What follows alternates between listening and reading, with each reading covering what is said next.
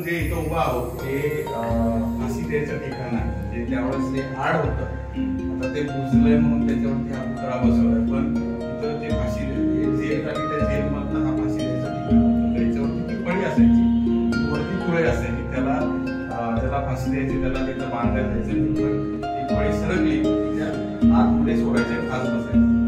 अनेक क्रांतिकारक त्यांना इथं फाशी दिली. इथं फाशी दिल्यानंतर पिंपळाचं जे काही झाड आहे तिथं 3 दिवस बसले फाशी द्यायचं ठिकाण इथं होतं.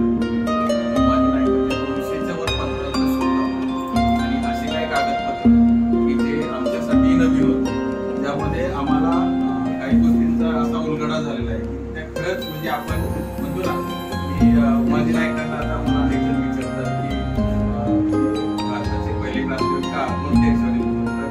त्यांचं जाहीरनामा इंग्रजांनी स्वतः लिहून ठेवलेलं आहे.